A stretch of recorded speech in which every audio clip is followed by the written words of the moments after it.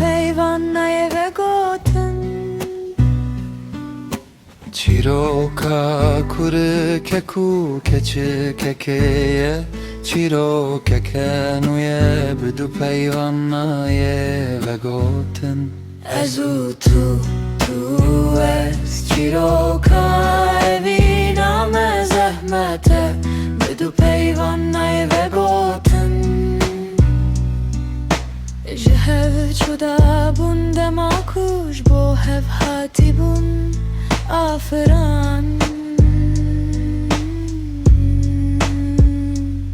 Ez û tu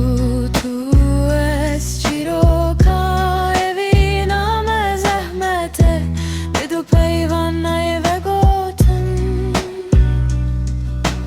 Dema ku min dilê xweda te min cîhan di te de dît Min xet nedi fikirî ku siya te de ew qas dûr be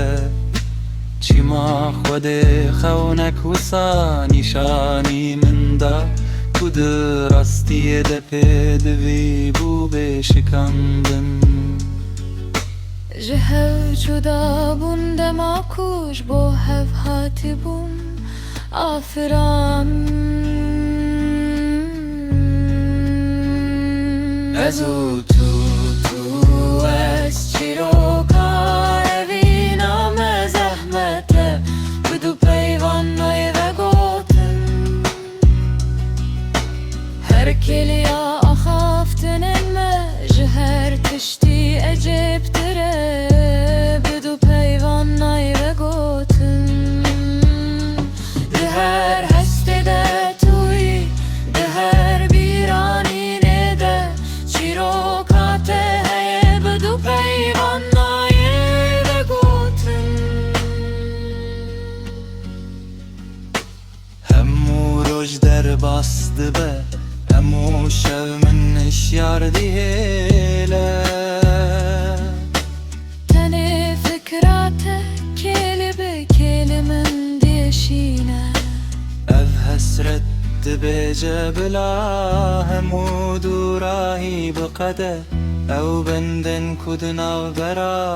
me de hene Ji hev çûda bûn dema ku ji bo hev hatibûn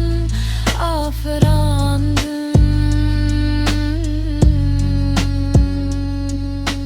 Her keliya axaftinên me ji her tiştî ecêb dir e Bi du peyvannayê vegotin Di her hestê de tûyî di her bîranînê de